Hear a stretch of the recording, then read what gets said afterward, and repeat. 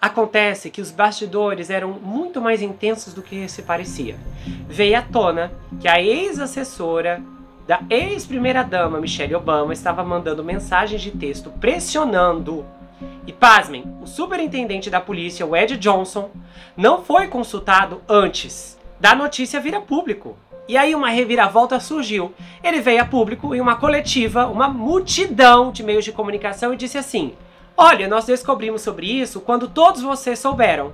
Uma fonte também relatou que o principal policial ficou furioso quando soube em uma cerimônia de formatura da Academia da Polícia o que estava acontecendo. O Johnson, na coletiva de imprensa, disse assim: acho que a justiça foi feita? Não. Joy Maggs, primeiro promotor assistente do estado de Illinois, disse à afiliada da ABC na cidade: olha, acreditamos que ele fez o que foi acusado de fazer. Até o prefeito da cidade ficou chocado e veio a público numa entrevista de TV e disse que o que estava acontecendo era uma deturpação da justiça. A raiva do prefeito Juan Emanuel era tão absurda quanto sua gramática. Ele escreveu assim: como ele se atreve! E disse que era um absurdo o Jussie ser deixado impune, sem senso de responsabilidade, pelo erro moral e ético de suas ações. Pouco depois de todas as acusações criminais serem retiradas contra o Jussie, ele emitiu a seguinte nota: quero agradecer minha família, meus amigos, as pessoas incríveis de Chicago e de todo o país no mundo que oraram por mim e me apoiaram e que me mostraram tanto amor. Ninguém jamais saberá o quanto isso significou para mim e serei eternamente grato. Quero que saiba que nem por um momento foi em vão. Tenho sido sincero e consistente em todos os níveis desde o primeiro dia. Eu não seria filho da minha mãe se fosse capaz de uma gota do que me acusaram.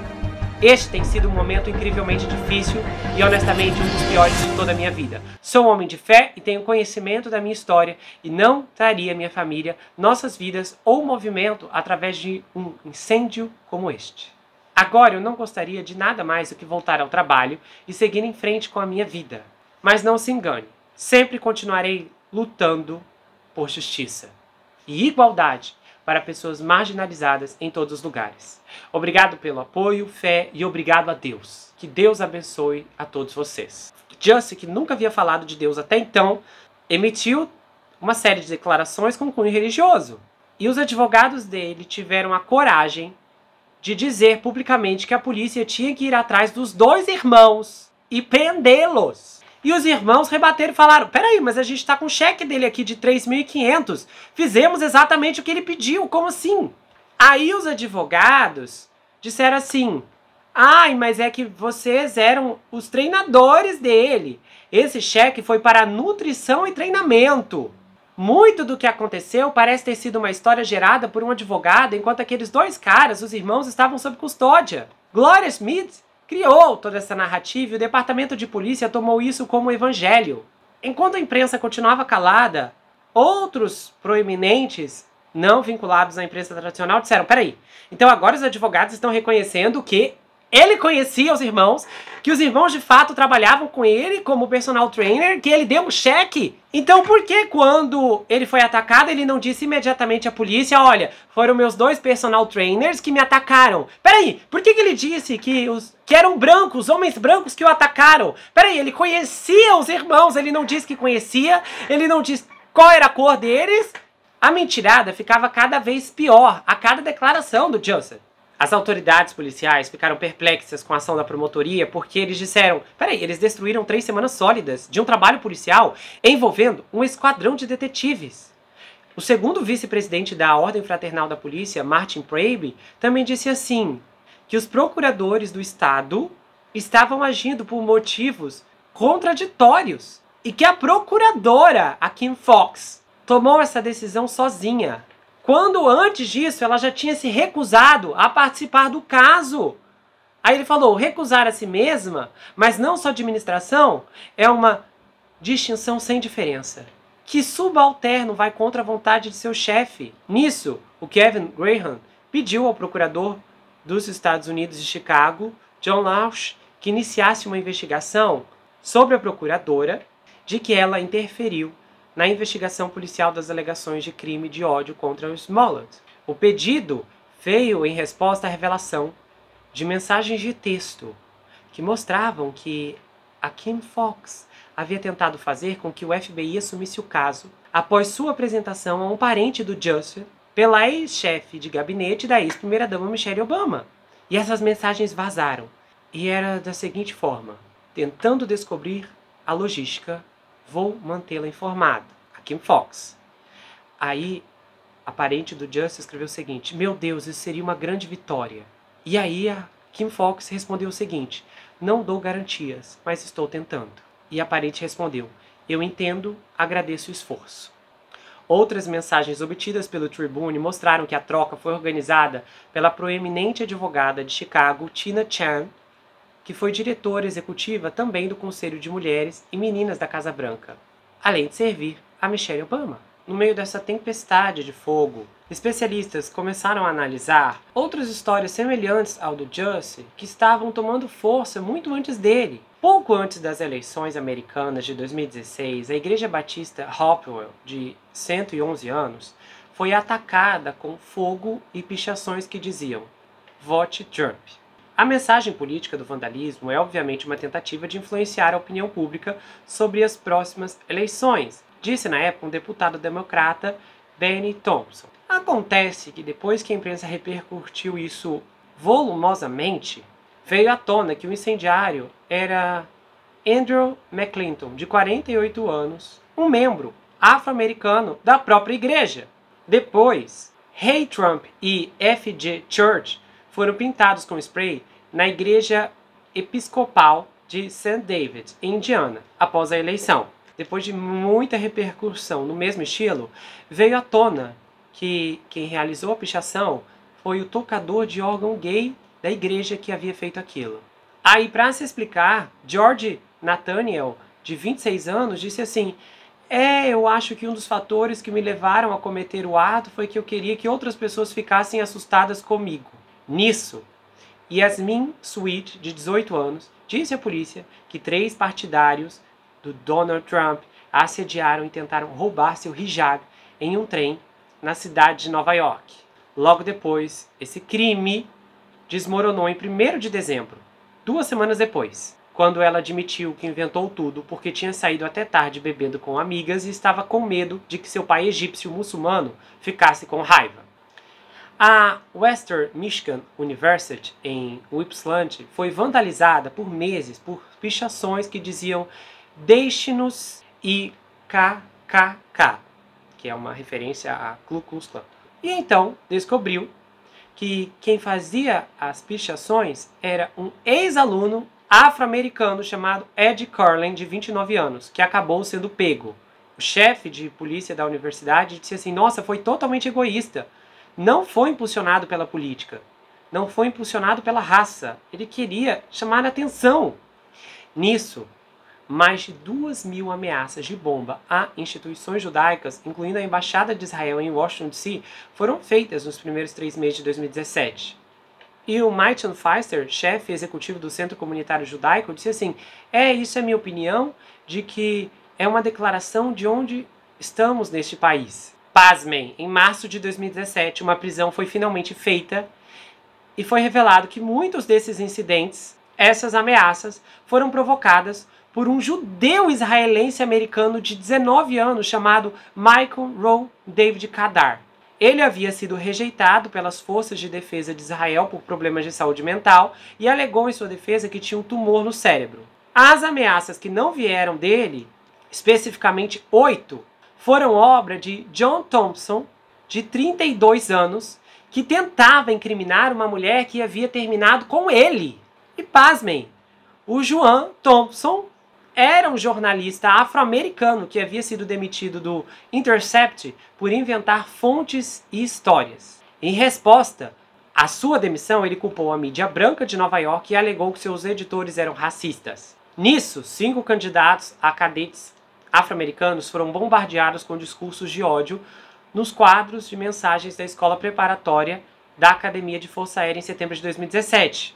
Depois que isso repercutiu muito como consequência da eleição do Trump, se descobriu também que os comentários foram escritos por um dos cadetes afro-americanos. E não parou por aí. A afro-americana Adioa Lewis, de 21 anos, de Long Island, disse que 4 adolescentes gritaram "Trump 2016" e disseram que ela não pertencia à cidade e que cortou os pneus do seu carro em setembro de 2018, deixando um bilhete que dizia: "Vá para casa".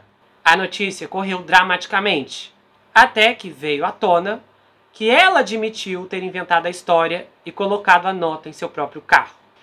O Templo Union, no Brooklyn, foi desfigurado por mensagens como "Die J. Reds" e "J. Better Be Read" no início de novembro de 2018. O culpado, um afro-americano homossexual, James Pollitt, que já havia feito estágio para a presidente da Câmara Municipal, Christine Kim, e foi criado por pais adotivos judeus. Ele foi acusado de crimes de ódio pelo grafite e por incendiar outros 4 templos e escolas judaicas. Aí, amigos e defensores disseram assim: "Ai, gente, não é fanatismo não. É que ele é bipolar e ele estava convencido de que o FBI e a CIA haviam assumido o sistema de abrigos para ser teto da cidade". Infelizmente, em 30 de dezembro de 2018, uma menina afro-americana de 7 anos, Jasmine Burns, foi baleada em uma troca de balas. Testemunhas disseram que um homem branco em uma caminhonete estava nas proximidades. E o ativista Derek Muhammad disse assim: "Temos que chamá-lo do que ele é.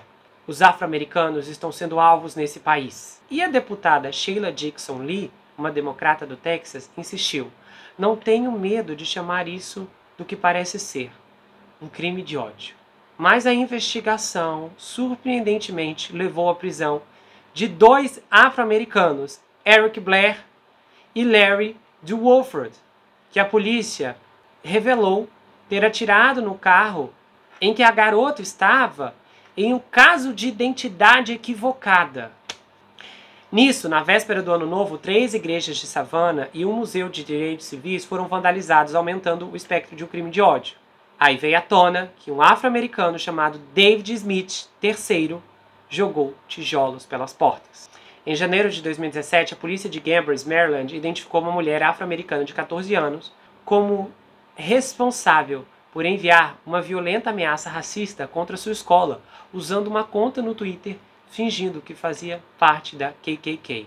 No mês seguinte, os alunos do Plano West Senior High, no Texas, descobriram que a sua escola estava vandalizada com grafites racistas e anti-afro-americanos em todos os prédios e vans escolares. Depois de vários meses, a polícia prendeu e acusou Alexandra Monette Butler e Elizabeth Joy Policy, 2 menores afro-americanas, pelo incidente.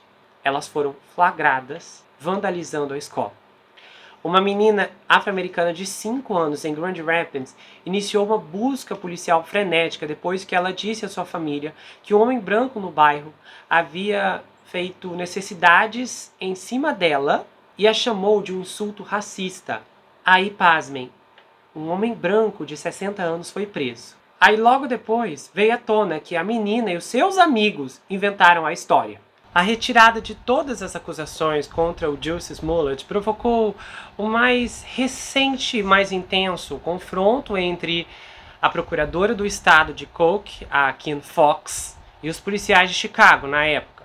O sindicato de policiais de Wind City e a Ordem Fraternal da Polícia sustentavam uma página no Facebook e um blog, The What, que continha litanias de queixas contra a promotora-chefe do primeiro mandato. Eles chegaram a postar o seguinte: agora que a mídia nacional está começando a ver como o sistema de justiça criminal em Chicago realmente funciona, eles verão que a FOP tem lutado contra Fox em várias questões tão ameaçadoras quanto o caso de Smollett. A FOP também afirmou que havia um exemplo após o outro dela dando pausas a criminosos e lançando ou diminuindo acusações contra infratores quando as vítimas são policiais de Chicago.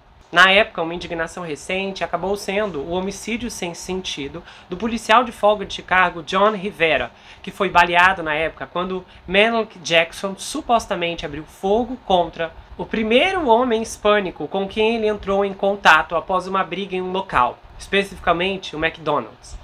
O Jackson foi preso mais cedo em um caso de invasão de domicílio armado que ele negociou para tentativa e roubo e uma sentença de liberdade condicional. Eles disseram que se o Jackson não tivesse recebido um acordo tão ridiculamente brando, ele provavelmente ainda estaria na prisão e não estaria livre para tirar a vida do policial Rivera. O sindicato da polícia também postou um link para um anúncio do Departamento de Justiça dos Estados Unidos sobre a apresentação de acusações federais em um assalto à mão armada, depois que o gabinete do procurador distrital da Filadélfia concordou com um acordo brando. Eles disseram o que precisa acontecer em Chicago. Nisso, o prefeito da época, Rahan Emanuel, foi para a CNN e disse ao apresentador da CNN, Wolf Blizzard, o seguinte: não faz sentido jurídico, não faz sentido comum, isso é uma abominação do meu senso de justiça, não há decência neste homem. Ele estava revoltado que a promotoria estava liberando Joseph dessa forma. O Emanuel ferveu na coletiva de imprensa. Ele disse: o Sr. Smollett ainda está dizendo que é inocente. Como ele ousa! Enquanto isso, a atriz da série, a Taraji P. Henson, disse a USA Today, depois que a notícia foi divulgada, que ela sempre acreditou na inocência dele. Ela disse assim: eu não vou pular na isca de clique só porque alguém diz algo depreciativo sobre uma pessoa que conheço e amo. Eu não sou facilmente influenciada assim. Esses pequenos clickbaits, relatórios, não foram suficientes para me impedir do histórico imaculado dele. Eu conheço o tipo de ativismo que esse jovem faz e em sua comunidade. Eu sei que ele é um doador, ele não é um buscador de atenção. Ela disse também ao USA Today que não sabia se o Joseph planejava retornar à série, embora os escritores tenham expressado seu apoio imediatamente após as acusações serem retiradas. Aí ela disse ainda: eu estou feliz que a verdade finalmente foi libertada, porque eu sabia disso o tempo todo. Estamos todos felizes por ele e, graças a Deus, a verdade prevaleceu. A advogada do Joseph foi à TV e ainda disse que o ator poderia processar. O esquema todo se desenrolou após uma manobra jurídica muito bem calculada, mas que especificamente não tinha força na lei para realmente se sustentar. Ele realizou apenas 16 horas de serviço comunitário ao longo de 2 dias na coalizão de direitos humanos do reverendo Jesse Jackson, aparentemente o suficiente para que os promotores retirassem as acusações criminais contra ele. Rumban Push chamou o Joseph de um dos voluntários de serviço comunitário mais impactantes com quem a organização trabalhou. O reverendo Jesse Jackson também disse assim: quando foi relatado que ele estava em crise, nós o procuramos como costumamos fazer. E ele respondeu: ele veio naquela hora e eu procurei aconselhá-lo. O antigo defensor dos direitos civis acrescentou também que esperava que aquele capítulo estivesse encerrado. E em uma declaração separada, o grupo Rumban Push insistiu que não havia serviço comunitário ordenado pelo tribunal ali, que o Joseph é um membro da comunidade da organização e que ele, como muitos outros membros, deu seu tempo e talento e continuava a fazê-lo. Durante esse período de interrupção em sua vida e sustento, Joseph passou um tempo aqui ajudando a avançar neste importante trabalho. O que foi exatamente esse trabalho voluntário? Bom, o trabalho do Joseph na organização incluiu falar com estudantes sobre a indústria musical e cinematográfica e ser um voluntário na Push Freedom Store, onde ele gerenciava vendas e vendia mercadorias. Na época, o ator e cantor de 36 anos também encheu envelopes, ajudou o grupo a filmar sua transmissão semanal e trabalhou com o diretor musical nos planos de iniciar um coral. O prefeito também foi na ABC e disse assim: parece que porque ele é um ator e uma pessoa de influência, ele foi tratado de forma diferente de qualquer outra pessoa. Você tem o escritório do procurador do estado dizendo que ele não está exonerado. Ele realmente cometeu essa farsa. A indignação coletiva por parte das pessoas era visível. E apesar do desequilíbrio da imprensa na transmissão das informações, isso não impediu as notícias de correrem. E personalidades afro-americanas passaram a discutir o caso em talk shows, indignados também. E os promotores disseram o seguinte: a procuradora do condado de Cook, a Kim Fox, não se recusou formalmente no caso do Joseph Smollett. Ela apenas o fez coloquialmente na quarta-feira. Aí eles disseram que ela não renunciou a si mesma ou ao gabinete do procurador do estado com base em qualquer conflito de interesse real. E que, como resultado, ela não precisou buscar a nomeação de um promotor especial. Isso foi emitido pela porta-voz do Ministério Público. Porém, as inconsistências eram visíveis. E a partir daí, detalhes chocantes começariam a cair a público. Foi descoberto que quando o Jussett foi detido, ele pediu aos policiais que fosse colocado numa cela só para ele e que em nenhum momento no distrito 001 ele foi algemado, colocado em uma cela ou submetido à mídia. Foi observado também que ele foi transportado da delegacia para a carceragem em um veículo policial sem identificação, com vidros escurecidos. Sem pressa, os policiais se ofereceram para fazer um pit stop para o Jussett ao longo do caminho. Sim, durante o caminho, um policial ofereceu café da manhã, café ou algo para ele beber. O Jussett recusou. E mais fragmentos da construção da armação também vieram à tona. Os irmãos Ozundário foram vistos comprando suprimentos antes do ataque encenado, e essa imagem veio a público. E depois, um vídeo mostrou os irmãos na parte de trás de um táxi, com um deles vestindo um capuz bem fechado em volta do rosto. Em algum momento, o táxi para, e aí um dos irmãos entrega o dinheiro ao motorista antes de ambos saírem. Os Ozundários usaram táxis para ir e voltar da cena do crime, sem contar que a garrafa de molho picante com cheiro de alvejante foi encontrada por um repórter mais de uma semana após o ataque do Jussett em 29 de janeiro de 2019. Ou seja, o alvejante que foi jogado no Jussett. Aí depois disso, um dos irmãos, o Abel, na época do ataque, da repercussão dele, antes da farsa ser desmascarada, o Abel enviou uma mensagem ao ator com seus votos de melhoras no dia do evento. Ele disse assim: "Bro, diz que não é verdade. Estou orando por uma rápida recuperação."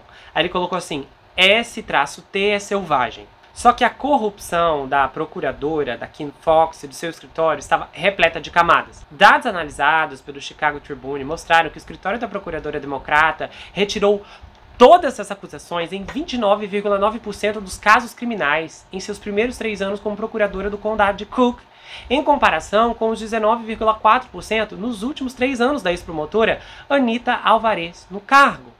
Um total de 25,183 réus, cujos casos criminais foram processados sob o mandato da Kim, tiveram suas acusações descartadas até novembro de 2019. Esse número subiu de 18.694 em um período semelhante sob a procuradora anterior. Os casos descartados envolviam acusações das mais graves: homicídio, violação íntima, tráfico de substâncias e ataques a policiais. A análise também descobriu que a taxa de condenação da Kim Foxx nos primeiros 3 anos era de apenas 66%. Com a repercussão abalando a imagem da Procuradoria, o escritório entrou em modo de controle de danos. E aí vazou um e-mail que os promotores estavam desesperadamente tentando rastrear outros casos em que acusações criminais foram retiradas, algum caso que de alguma forma se assemelhasse ao do Jussett. Num dos e-mails, eles diziam assim: "Estamos procurando exemplos de casos de preferência de crimes onde nós, ao exercer nosso critério, firmamos acordos verbais com advogados de defesa para descartar as acusações contra o infrator se certas condições fossem atendidas." Nisso, a equipe do Jussett atacou novamente. Eles divulgaram um comunicado na noite de quarta-feira criticando o Departamento de Polícia de Chicago e as autoridades locais por divulgar evidências unilaterais contra ele após o arquivamento do caso. A advogada Patricia Brown Holmes disse assim: "Estamos desapontados que as autoridades locais continuaram sua campanha contra o Jussie Smollett depois que as acusações contra ele foram retiradas. Os fatos são claros. O procurador do estado compareceu ao tribunal e rejeitou as acusações. O Sr. Smollett perdeu sua fiança. O caso está encerrado. E nenhum funcionário público tem o direito de violar os direitos processuais do Sr. Smollett."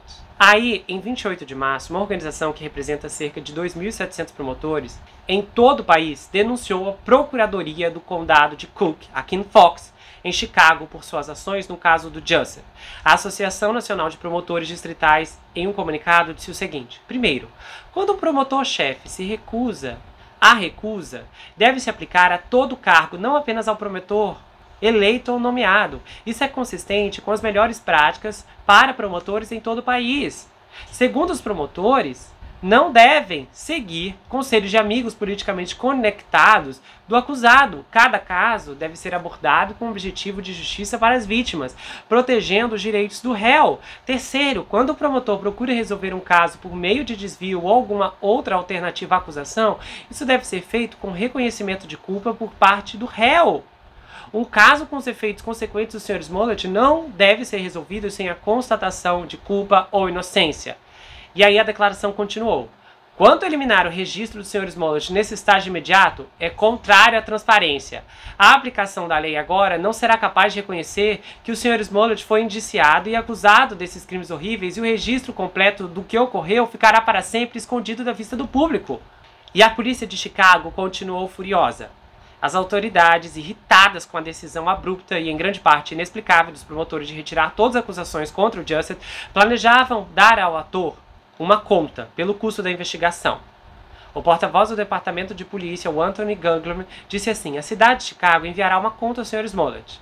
De uma visão de 30 mil pés, o projeto incluirá as horas extras, os custos financeiros e os recursos que foram usados para investigar o que os policiais, o prefeito e até os promotores de Wind City ainda acreditam ser uma farsa. E essa contagem nem vai tocar em recursos externos que os policiais de Chicago chamaram para desvendar o caso da tempestade de fogo. Foi uma investigação extensa que exigiu muita revisão das câmeras. Houve assistência técnica fornecida por agências externas, mas provavelmente incluirá apenas despesas de Chicago e não despesas incorridas pelo FBI e outros especialistas técnicos que trouxemos para a análise, acrescentando que o departamento jurídico da cidade estava também analisando os números. A equipe jurídica do Jusset teve espaço na CNN para dizer o seguinte: é o prefeito e o chefe de polícia que devem ao Jussie um pedido de desculpas por arrastar o personagem de um homem inocente na lama. O Jussie já pagou o suficiente. Pasmem, o advogado do Jussie também foi na NBC e falou numa quinta-feira que os dois irmãos afro-americanos que atacaram o Jusset podiam estar usando uma máscara branca. E foi por isso que o Jussie acreditava após o confronto que os seus agressores com máscaras de esqui eram brancos por causa de uma lasca de pele que viu ao redor dos olhos. Aí a cidade de Chicago enviou à equipe jurídica do Jussie Smollett uma carta exigindo um ressarcimento. Aí o porta-voz do departamento de polícia até disse assim: a cidade sente que é uma quantia razoável e juridicamente justificável para ajudar a compensar o custo da investigação.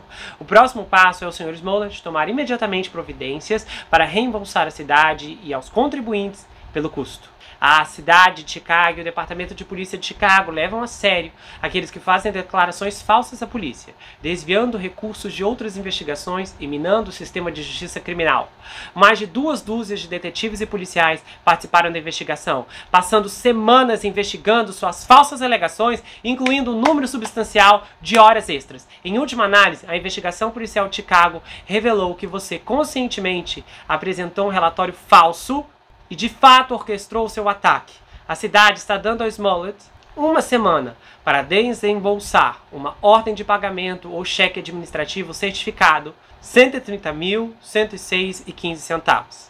Esse número representa a quantia total de horas extras que o departamento de polícia de Wind City teve que pagar durante a investigação. Se o valor não for pago em tempo hábil, o departamento de direito pode processá-lo por fazer uma declaração falsa à cidade. Aí a equipe jurídica do Jusset imediatamente rejeitou o pedido. Com essa confusão rolando, o Jusset poderia ganhar um prêmio. Sim, ele havia sido indicado para melhor ator coadjuvante em série dramática em um evento que aconteceria no Teatro Dolby, em Hollywood. E o apresentador Anthony Anderson disse que esperava que o Jusset comparecesse ao show e fosse para casa vencedor. Ele disse assim: não cabe a mim ou a qualquer outra pessoa julgá-lo ou que não seja, mas estou feliz por ele ter sido indicado.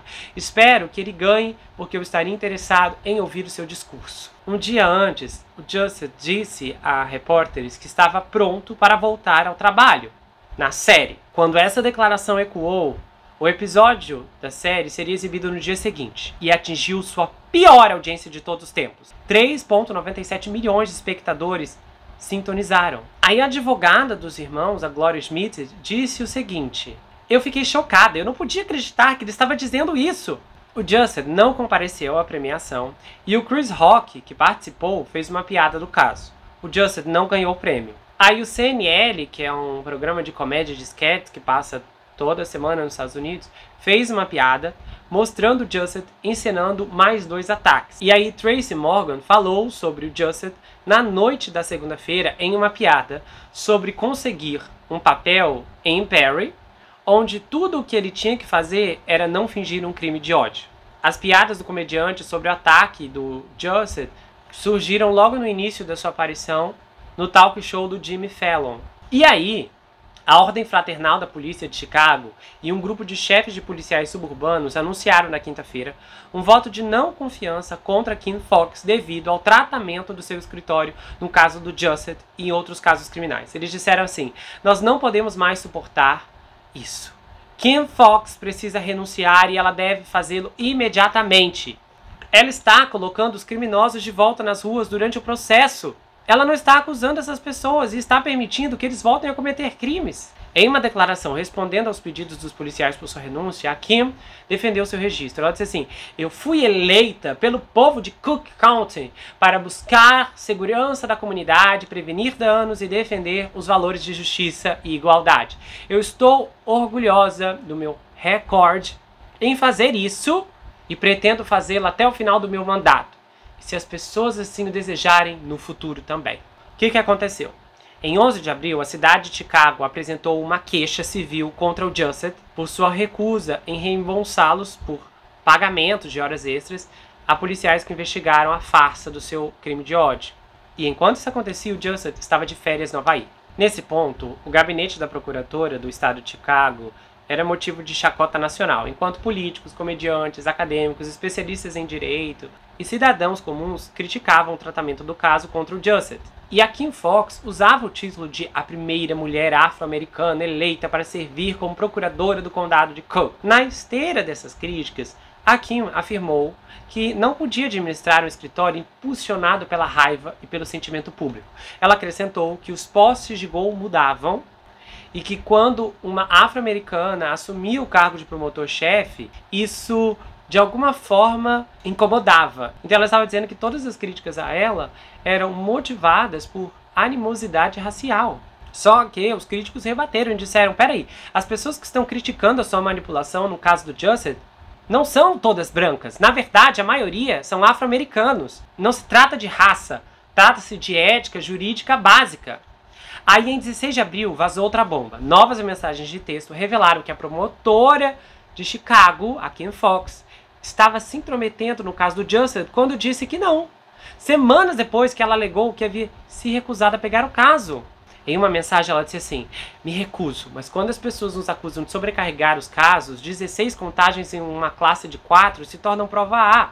A Joseph Maggots, que estava falando com ela por mensagem, disse assim: sim, posso ver onde isso pode ser visto como excessivo. Nisso, a coleção de documentos divulgados também mostrou que 2 dias antes das acusações serem retiradas, os promotores receberam cartas de apoio ao Smollett, do Black Eyed Instituto, da Fundação do Reverendo Jesse Jackson e da St. Light Orchestra, citando o ativismo dele e o seu serviço comunitário. Nisso, outra controvérsia jurídica explodiu. O procurador-geral adjunto, Joseph Maggots, o homem que decidiu retirar as 16 acusações criminais contra o Jusset, não tinha autoridade legal para agir no lugar da chefe, Kim Foxx. Alan Spellberg, supervisor da divisão de apelações criminais do condado, enviou um e-mail para a subprocuradora-chefe de ética, April Perry, e o conselheiro sênior Robert Foley em 20 de fevereiro, citando a precedência legal por trás das recusas. Minhas conclusões de todas essas autoridades é que, enquanto a procuradora do estado tem total discrição para se recusar a qualquer assunto, ela não pode simplesmente instruir alguém, mesmo o primeiro assistente, a agir em seu lugar. Ela tinha dito à mídia que se recusou a participar do caso com muita cautela por causa de uma conversa que teve com um dos membros da família do Jusset sobre a investigação. E aí ela nomeou o Maggots para assumir.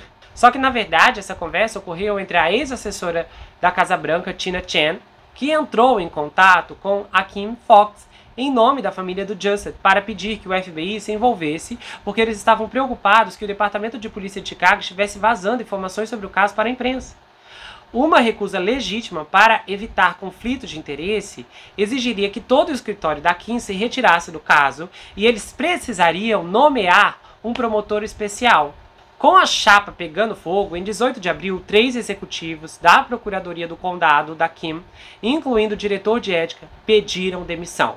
E aí veio à tona que a procuradora, Kim, foi informada de que não era ético nomear seu vice-chefe para o caso do Jusset depois que ela se recusou, mas ela fez mesmo assim. Aí os irmãos nigerianos decidiram processar o Jusset e alegaram em seu processo que o Jusset usou sua influência como ator, rico e famoso, para influenciá-los, e que eles tiveram um relacionamento insubordinado com o ator, como 2 homens aspirando a fazer isso em Hollywood, tornando-os suscetíveis à manipulação.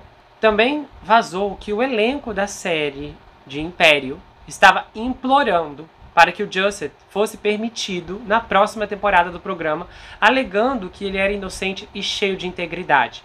Em uma carta à Fox Entertainment, as estrelas, a Terry Hanson, o Terrence Howard, disseram que confiavam que as acusações contra o Jusset foram retiradas porque as alegações de que ele encenou um ataque de ódio contra si mesmo para ganho pessoal não puderam ser comprovadas. Ele é inocente e não está mais sujeito à insegurança jurídica, com as acusações criminais contra ele arquivadas. Poucas horas depois do envio dessa carta, o Jusset foi visto almoçando amigavelmente com o showrunner, o produtor e criador da série, na quarta-feira. Aí o que aconteceu?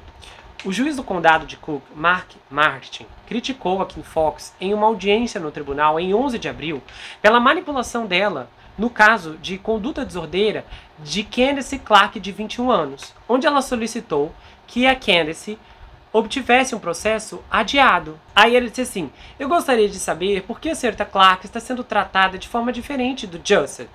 É um caso de conduta desordeira, muito menos notório que o caso do Sr. Smollett. Eu tenho um problema com isso. Aí ele diz assim: a Clark não é uma estrela de cinema e não tem um advogado caro. E isso me cheira muito bem. Seu escritório criou essa bagunça. A principal promotora de Chicago, Kim Fox, foi intimada a comparecer em uma audiência sobre como lidou com o caso do Jusset. E nisso, a emissora Fox não acatou deixar o Jusset retornar e escreveu em um comunicado: por acordo mútuo, o estúdio negociou uma extensão da opção do Jusset Smollett para a 6ª temporada, mas nesse momento não há planos para o personagem de Jamal retornar à série.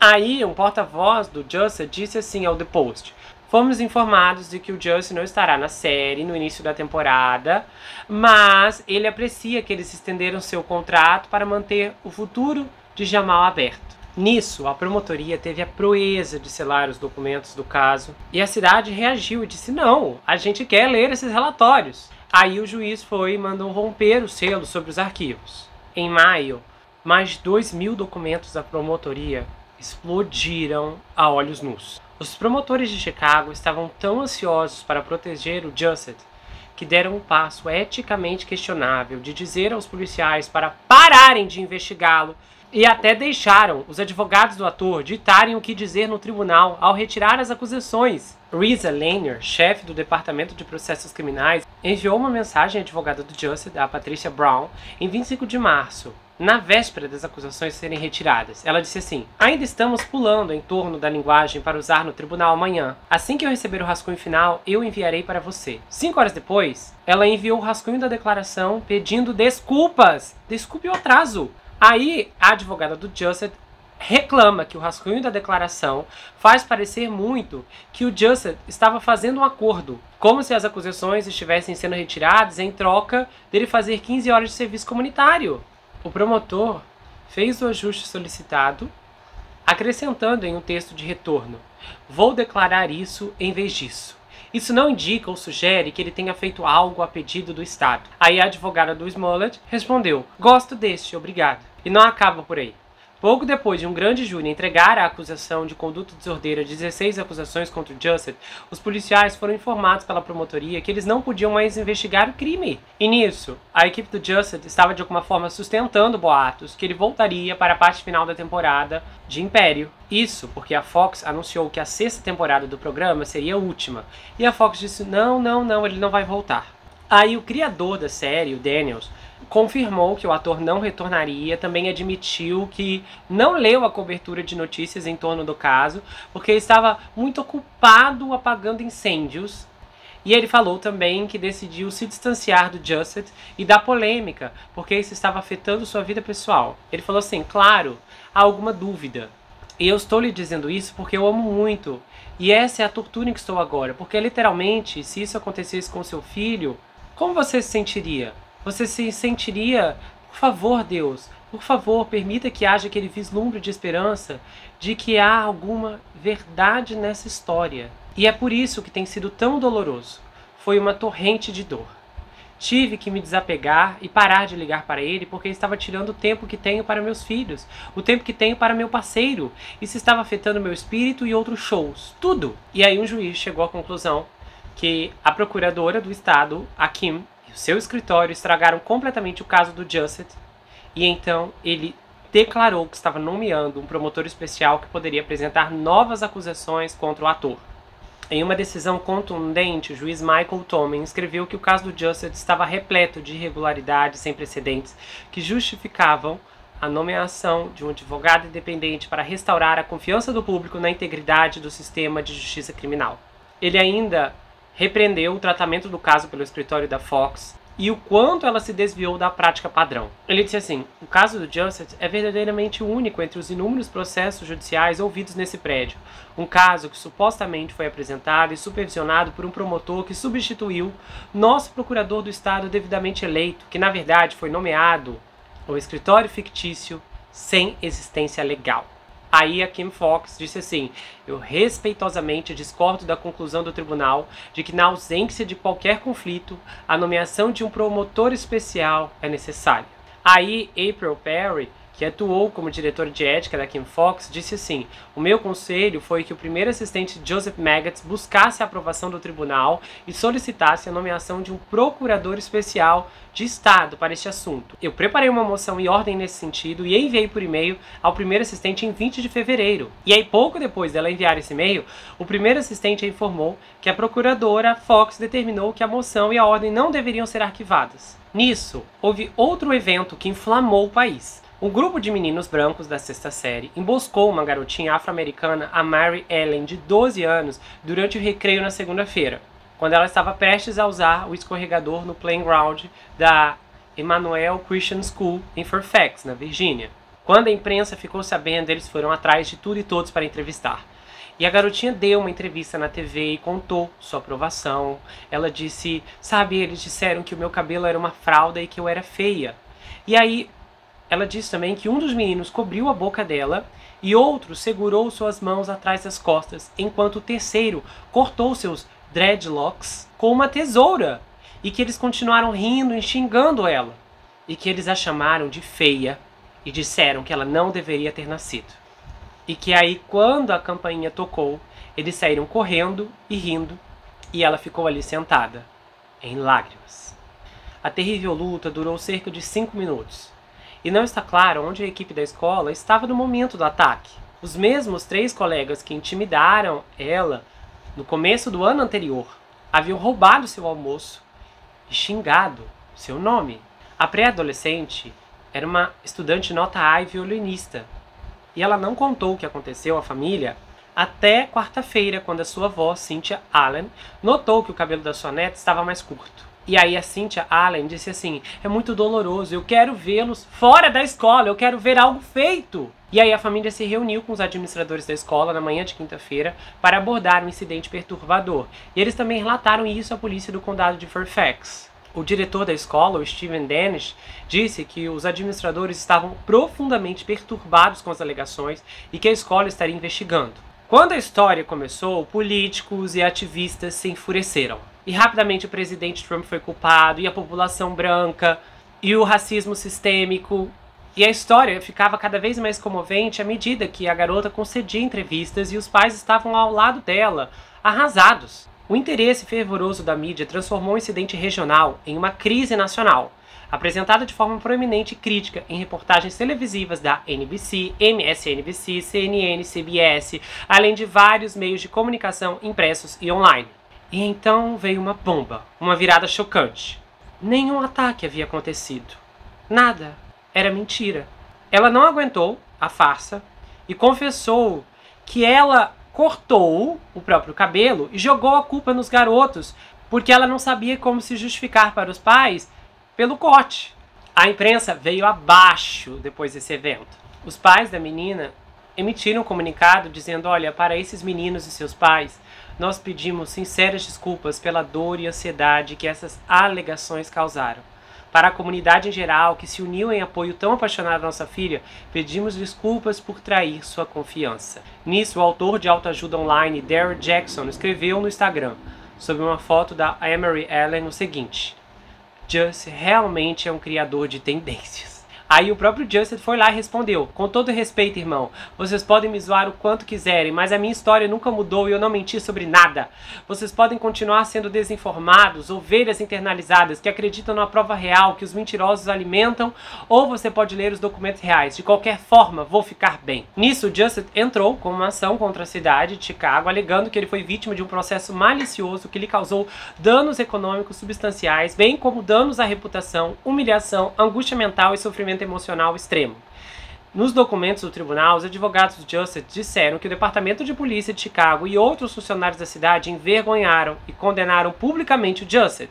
Nisso, o promotor especial do condado de Cook, Dan Webb, revelou que o Justin estava sendo atingido com 6 novas acusações de conduta desordeira. Ele acusou o Justin de mentir ao Departamento de Polícia de Chicago sobre o incidente de janeiro de 2019. E a advogada de defesa dos irmãos nigerianos, a Gloria Schmidt, disse assim: tem sido muito difícil para eles. Eles estão meio que tentando voltar à vida que tinham e não conseguiram. Aí ela contou que antes do escândalo, os irmãos estavam conseguindo pelo menos 4 a 5 audições por mês e que depois do escândalo isso acabou completamente. O agente de talento deles os deixou, eles não tinham comida na despensa e que nada estava indo bem para eles. Ela falou assim: eles eram personal trainers e aspirantes a atores quando suas vidas foram abaladas pelo escândalo. As pessoas que estavam marcando compromissos para treinamento pessoal acabaram sendo repórteres que estavam apenas tentando falar com eles. Sem mencionar que os irmãos estavam envolvidos em 3 processos pesados, incluindo um processo de difamação contra Tina Glendon, uma advogada do Justin, que chamou os irmãos de mentirosos em um programa de rádio e no Good Morning America. A advogada do Justin também disse que o irmão mais velho ordenou que o Abel batesse no Justin antes de uma viagem à Nigéria como um teste para provar que ele não era gay. A advogada do Justin estava inventando mentiras sem a menor consistência. E houve outra revelação, que o Abel já havia comprado substâncias ilícitas para o Justin e dormiu em sua casa, de acordo com registros do tribunal.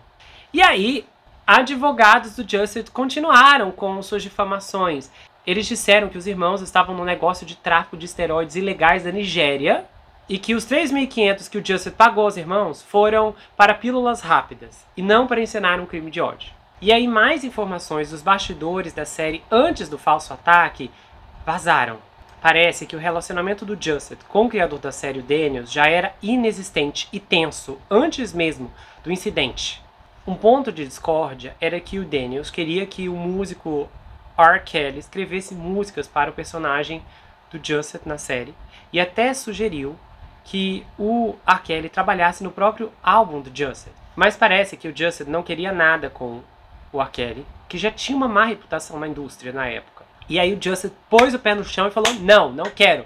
E pra piorar, parece que o Justin costumava reclamar com os executivos da Fox sobre o seu chefe. E as coisas não estavam se encaixando entre o Daniels e o Justin. E ele ficou frustrado que o Justin estava passando constantemente por cima de sua cabeça para reclamar com os executivos da Fox sobre suas diferenças criativas. Nisso, ocorrências paralelas e perturbadoras estavam ocorrendo há muito tempo. A imprensa estava escondendo um grande segredo. Havia mais um criminoso na série em Empire. Dessa vez, o personagem principal, o ator indicado ao Oscar, Terrence Howard, já havia sido preso em 2001 por uma variedade de acusações relacionadas a um ataque violento à sua primeira esposa afastada, incluindo agressão simples, ameaças terroristas, assédio e perseguição. De acordo com os relatórios policiais, ele chegou à casa dela após uma discussão ao telefone, forçou a entrada em sua casa, arrombando as portas e a perseguiu até o quintal, onde deu 2 socos em seu rosto. O Terrence também foi preso em agosto de 2000 por agredir uma comissária de bordo da Continental Airlines após recusar seu pedido de retornar ao seu assento porque o sinal de cinto de segurança estava aceso. Em 5 de dezembro de 2011, Um juiz concedeu à então esposa do Howard, a Michelle Gant, uma ordem de restrição com base em suas alegações de que o Terrace havia causado ferimentos físicos que exigiam atenção médica. Em outra vez, ele quebrou seu computador ao meio, ameaçou a esposa repetidamente e a perseguiu por telefone e na internet.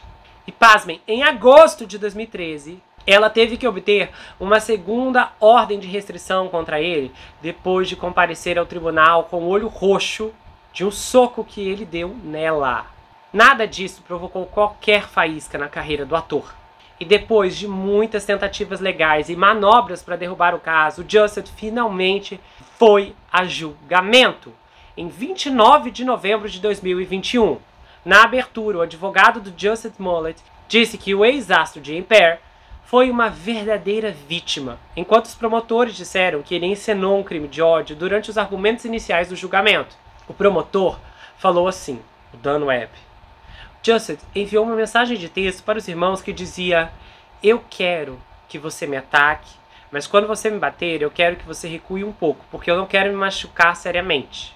O promotor também contou que a polícia de Chicago designou 26 policiais para trabalhar no caso, acumulando mais de 3.000 horas. 12 jurados e 3 suplentes prestaram juramento para um julgamento que o juiz James Lynn disse que esperava levar cerca de uma semana.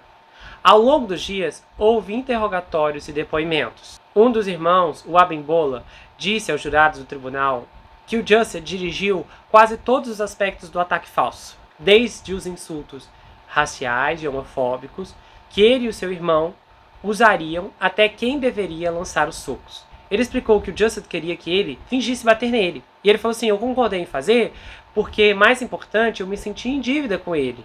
Ele, que também trabalhou no set da série, testemunhou que o Jussett e ele se conheceram por meio de um amigo em comum em 2017 e no ano e meio seguinte ficaram extremamente próximos enquanto passavam tempo juntos fumando substâncias ilícitas, visitando clubes de strip e fazendo festas do pijama no arranha-céu da Estrela em Strathville. Ele disse assim, eu chamava de meu irmão, e ele acrescentou que o Jussett pedia substância ilícita, um outro tipo de substância e mais outra substância para os dois usarem. E aí, por volta das 9 horas do dia 25 de janeiro de 2019, ele recebeu uma curiosa mensagem de texto do Jussett pedindo sua ajuda na baixa. E se ele estava disponível para se encontrar cara a cara, para discutir. Aí mais tarde naquele dia, ele pegou o Osundário e do banco da frente da Mercedes-Benz do ator, um infame plano foi traçado. E o Jussett era a estrela e o diretor. Primeiro, o Jussett perguntou ao Osundário se ele poderia confiar nele e depois lamentou a resposta do estúdio a uma perturbadora carta de ódio que ele alegou ter recebido, que mostrava um boneco pendurado e as palavras você vai morrer afro-americano e uma linguagem lá imprópria. E aí ele falou sobre como o estúdio não estava levando a sério a correspondência de ódio que ele havia recebido antes. E aí o irmão ficou confuso e ele ficou perplexo, principalmente quando o Jussett contou que queria que ele fingisse a surra. E aí o Jussett perguntou, você pode me ajudar? E depois explicou sua visão para a cena. E ele explicou aos irmãos as palavras específicas que queria que eles usassem. O nome da série, a linguagem obscena, o MAGA, e então deu instruções passo a passo. E então ele queria que o irmão desse um soco, mas repetiu, não me dê um soco muito forte, não me machuque, mas a gente tem que simular uma luta, então pode me jogar no chão, me dê um hematoma, e eu quero parecer que estou lutando de volta, e é para você me dar uma chance de luta, e então você vai me jogar no chão, e aí o seu irmão vai amarrar o laço em volta do meu pescoço e vai derramar água sanitária em mim. E aí o Jussett disse aos irmãos para não trazerem seus telefones caso eles os deixassem cair e os perdessem. E ordenou que eles não usassem o serviço de carona para impedir qualquer registro de sua localização. Caso as notícias do ataque fossem divulgadas pela imprensa, o Jussett ordenou que o Osundário deveria lhe enviar uma falsa carta de condolências. O que ele fez mais tarde, quando o falso ataque se tornou notícia de primeira página. Em 10 minutos, os planos foram traçados e um ensaio geral foi marcado para 2 dias depois. No domingo, 27 de janeiro, um dia antes do ataque ao Jussett, ele pegou os dois irmãos e os levou para seu bairro, onde apontou o local exato em que queria que a fraude acontecesse. E ele disse, olha, vai ter uma câmera que vai capturar o ataque, eu quero essa câmera, quero esses registros. E aí o promotor, o Dan Webb, perguntou por que o Jussett queria os registros, pro Ozundário. E aí ele falou que o Jussett mencionou na época que queria que as imagens fossem usadas pela mídia. E quando o plano foi finalmente executado por volta das 2 horas da manhã de 29 de janeiro de 2019, a câmera que o Jussett esperava que capturasse o ataque foi apontada em outra direção. Mas quase tudo ocorreu conforme planejado. Os irmãos entregaram suas falas, agrediram o Jussett e fugiram da área, apenas para serem presos pouco mais de 2 semanas depois. Nisso, os dois irmãos enfrentaram interrogatórios brutais dos advogados Jussett, pois foram retratados como oportunistas, homofóbicos e traficantes de substâncias que tinham um histórico de mentiras e pretendiam ferir o ator. O Abimbola foi interrogado por 2 horas pela advogada do Jussett, a Shay Allen, que alegou que o Abimbola e o Jussett já haviam namorado e fizeram umas coisas íntimas juntos em uma casa de banho gay e que o ataque foi alimentado pelo desejo do irmão ser o Jussett. Ela também insinuou que o Jussett e o Abimbola tiveram um relacionamento íntimo e ainda chegou a perguntar a ele, quando vocês dois começaram a namorar? Ele, o quê? A gente nunca namorou. E aí ela tentou colocar o Abimbola como um homofóbico e mencionou que a homossexualidade é ilegal na Nigéria, onde os irmãos têm fortes laços, ela disse. Mas eles nasceram lá. Esses são os laços. Aí depois o irmão mais velho foi interrogado, o Olabinjo, e ele estava testemunhando para a acusação e repetiu amplamente o que seu irmão mais novo havia dito no dia anterior. E ele entrou em mais detalhes sobre seu próprio papel e sobre o que o Jussett pediu que ele e seu irmão fizessem. E ele explicou que havia algumas mensagens de ódio enviadas ao Jussett lá no estúdio da série, e que o Jussett falou que teve essa ideia maluca de que 2 apoiadores do MAGA Trump o atacassem para que ele pudesse obter as imagens disso e colocá-las nas mídias sociais, e então mostrasse essas imagens aos estúdios da Fox. Aí ele falou assim, que no começo ele ficou surpreso, só que ele pensou, é Hollywood, eu acho que é provavelmente o que eles fazem lá fora. Enquanto o Jussett e sua equipe alegaram que seus agressores colocaram uma corda em seu pescoço antes de fugir, o Olabinjo testemunhou que isso não aconteceu. Ele falou assim, olha, eu coloquei no rosto dele. E aí ao júri foram mostradas imagens estáticas do vídeo de vigilância gravado após o ataque, que mostraram claramente o Jussett com a corda em volta do pescoço, indicando que ele a puxou para si mesmo. Em outro momento, o Olabinjo reconheceu que usava uma palavra específica da cultura deles para se referir a um homem que ele suspeitava ser gay. E a advogada do Jussett perguntou se o Jussett sabia que ele havia dito tais coisas no passado.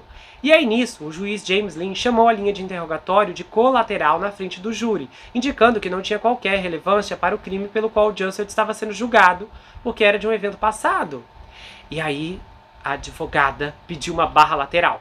Enquanto os advogados presentes no tribunal conversavam com o juiz, ela alegou que o juiz havia atacado ela na frente de todo mundo e apresentou uma moção de anulação do julgamento. E aí, pasmem, a advogada do Jussett se aproximou, o promotor se aproximou e a advogada do Jussett fez o inacreditável. Ela olhou para o juiz e disse assim, o senhor me atacou e eu estou apresentando a moção de anulação do julgamento. E aí o juiz falou, peraí, te ataquei? Quando? Ele negou vigorosamente e disse, querida, o que você está falando aí não foi testemunhado por ninguém. E ele disse, eu estou perplexo que você está considerando anular o julgamento com base em quê? Aí a advogada parecia à beira das lágrimas, enquanto discutia com o juiz. E aí logo ela deixou o tribunal com sua mãe, que estava na galeria. E aí o resto da equipe do Jussett continuou pedindo a anulação do julgamento. E aí a outra advogada, Heather Weidel, disse que eles tinham fundamentos legais para fazer as perguntas. E aí acusou o juiz de rosnar na frente do júri sempre que eles sustentavam uma objeção da promotoria. E aí eles disseram, a gente quer ter certeza que suas pistas verbais, não verbais, estão no lugar certo. Eu notei rosnados várias vezes, juiz. Aí o juiz ficou indignado, levou a discussão para sua sala e quando ele apareceu cerca de 10 minutos depois, ele trouxe o júri de volta e disse aos jurados para ignorarem os comentários de juridiquês que ele fez aos advogados. Ele falou assim, olha, às vezes as palavras saem como foco, colateral, e isso não faz parte da sua consideração. Só apenas eu me comunicando com os advogados. Só apenas eu conduzindo o julgamento da maneira que acho que deveria ser conduzido. Aí o interrogatório continuou. A defesa, então, chamou 3 testemunhas. O empresário musical do Justin, Brandon Moore, que estava ao telefone com o ator quando ele alegou que ele foi atacado. O médico do pronto-socorro que o tratou e a sua ex-publicitária, Pamela Sharp. E a Pamela testemunhou que o Justin era tímido com a mídia e arrecadou cerca de $2 milhões por ano enquanto trabalhava na série. E aí, em 6 de dezembro, o próprio Justin testemunhou e manteve veementemente sua inocência no 5º dia de seu julgamento no Tribunal Criminal de Chicago. Ele disse, não houve fraude, o que aconteceu comigo aconteceu. E aí ele se levantou e encenou como o ataque aconteceu. Ele fez um show de atuação no tribunal. Ele fez uma completa atuação e mostrou como ele se defendeu, como ele tentou lutar contra o golpe. E o Justin estava vestido com a mesma roupa que usava no 3º dia do julgamento. Um terno azul escuro, camisa azul clara e gravata bordô. E ele testemunhou por mais de 5 horas e manteve um comportamento frio, enquanto seu principal advogado de defesa, Neil Ush, o apimentava com perguntas. E aí ele falou confortavelmente sobre sua carreira no show business, e várias vezes indivíduos de alto perfil foram nomeados, mencionados, e chegou no ponto que ele respondeu levianamente quando fez piada sobre dirigir e enviar mensagens de texto enquanto estava bêbado, e o quão bom ele podia ser na hora de dar um soco. Depois dessa palhaçada, o promotor começou seu interrogatório, e aí fez referência ao depoimento do médico pronto-socorro que tratou o Justin e descobriu que ele não havia sofrido nenhum ferimento grave. E aí isso provocou uma forte resposta emocional do Justin, que disse que seus ferimentos eram absolutamente significativos. Ele disse assim, eu tenho uma cicatriz que não cicatrizou sobre meu olho direito. 3 anos depois tenho uma escuridão ao redor do meu olho. Meus ferimentos eram reais. Detetives do Departamento de Polícia de Chicago testemunharam sobre a relutância do Justin em entregar seus registros telefônicos, relatórios médicos, até mesmo um cotonete de DNA. E o promotor trouxe essas questões no interrogatório do Justin. Falou, querido, por que você não cooperou totalmente? E ele, é que me preocupava mais com a minha privacidade, essa é a verdade. Aí a defesa sugeriu que os irmãos foram motivados a atacar o Justin e acusá-lo de encenar a farsa por várias razões. Eles disseram que os irmãos eram homofóbicos, que queriam assustar o Justin para que o Justin precisasse dos seus serviços pessoais de segurança, que seriam caros, e que estavam inventando tudo isso porque queriam evitar acusações por cometer um crime de ódio. Os promotores, no entanto, disseram que os irmãos estavam apenas tentando ajudar o Justin na esperança de que ele promovesse suas próprias carreiras, e que os irmãos se sentiram em dúvida com o Justin depois que ele ajudou o Abimbola a conseguir um papel melhor lá no set da série. O promotor disse assim, o Justin teve essa teoria que se ele dissesse que foram brancos que fizeram isso, todo ataque se tornaria mais real. Porque se os brancos tivessem atacado um cavalheiro afro-americano gay, isso faria com que ele tivesse mais credibilidade. Só que ele é burro o suficiente para entrar na cidade do Obama e fingir que há apoiadores do Trump andando por aí com chapéus vermelhos MAGA. Me dê um tempo. O advogado do Justin, Neil Ush, fez uma declaração final carregada. Ele disse assim, os irmãos ossundários são os piores porque têm uma cultura fraternal da mentira, uma linguagem fraterna da mentira e uma cultura da criminalidade. Aí as deliberações começaram em 8 de dezembro de 2021 e o júri deliberou por cerca de 2h30 na quarta-feira antes de quebrar por volta das 17 horas do horário local, porque parece que um jurado precisava comparecer ao concerto de Natal do seu filho. E eles haviam feito uma pergunta e deram para o juiz, que na verdade era um pedido, para ver um calendário que a promotoria apresentou durante o julgamento, que mostrava cada dia em que o evento relacionado à farsa ocorreu. No mesmo dia, o Black Lives Matter emitiu uma declaração de apoio ao Justin através da doutora Melinda Abdullah, a diretora do BLM e cofundadora do BLM em Los Angeles. Ela disse assim, como abolicionistas, abordamos situações de injustiça com amor e nos alinhamos com nossa comunidade. Em uma sociedade abolicionista, esse julgamento não aconteceria e nossas comunidades não teriam que lutar e sofrer para provar nosso valor. Em nosso compromisso com a abolição, nunca podemos acreditar na polícia, especialmente no Departamento de Polícia de Chicago, sobre o Jussie Smollett, um homem negro que esteve corajosamente presente, visível e vocal na luta pela liberdade negra. Então, os 12 jurados do Tribunal Criminal de Chicago consideraram Jussie culpado de 5 das 6 acusações de conduta desordeira por apresentar um relatório policial falso após o depoimento de 13 testemunhas e mais de 9 horas de deliberação. Enquanto os jurados liam o veredito, Jussie ficou junto com seus advogados e manteve os olhos fixos nos palestrantes. Após o veredito, o principal advogado de defesa do Jussie, o Henry, disse que o ator planejava lutar contra a condenação em apelação. Ele está empenhado em lutar seu nome e está 100% confiante de que será liberado pelo Tribunal de Apelação. Nesse ponto, o comando da presidência americana já havia mudado do Trump para o Biden. E a secretária de imprensa da Casa Branca da época, a Jen Psaki, disse na sexta-feira que o governo Biden respeitava a decisão do júri de Chicago de condenar o ator Jussie Smollett por 5 crimes por encenar uma farsa de crime de ódio em 2019. Acrescentando que crimes de ódio falso são vergonhosos e precisam ser punidos. A Casa Branca se envolveu no caso porque na época em que a farsa ainda revigorava na imprensa, o Biden tweetou em janeiro de 2019 o seguinte: o que aconteceu hoje com o Jussie Smollett nunca deve ser tolerado nesse país. Devemos nos levantar e exigir que não demos mais porto seguro a esse ódio, que a homofobia e o racismo não têm lugar em nossas ruas ou em nossos corações. Estamos com você, Jussie. E a Kamala Harris, que tinha um cargo no Congresso, tweetou o seguinte: Jussie Smollett é um dos seres humanos mais gentis que conheço. Estou orando pela rápida recuperação dele. Essa foi uma tentativa de linchamento moderno. Ninguém deve temer por sua vida por causa de sua sexualidade ou cor de sua pele. Devemos enfrentar esse ódio. Nisso, o Ed Johnson, que é afro-americano e chefe do Departamento de Polícia de Chicago, em 2019, deu uma entrevista no Good Morning America dizendo que eles não teriam apresentado acusações contra o Jussie se ele simplesmente admitisse que inventou tudo. Ele disse: olha, eu quero que as pessoas entendam isso. Este não foi o crime mais hediondo do século. Ele não tirou a vida de ninguém, ele não explodiu um prédio. Ficaríamos mais do que felizes com apenas um pedido de desculpas no final de tudo. Mas por algum motivo ele só queria continuar nesse caminho, de que ele era realmente uma vítima. Enquanto estava no caso, o Johnson, que mais tarde foi demitido por má conduta em dezembro de 2019, depois que foi encontrado bêbado em um carro de patrulha estacionado, diz que soube rapidamente que o Jussie estava mentindo sobre ter sido brutalizado. O ex-policial contou que o vídeo em que mostrava o Jussie com a corda pendurada no pescoço, depois do ataque, foi a primeira bandeira vermelha. Ele falou assim: olha, eu tenho que ser honesto. Quando eu vi pela primeira vez o vídeo dele em seu apartamento com a corda no pescoço, eu fiquei preocupado.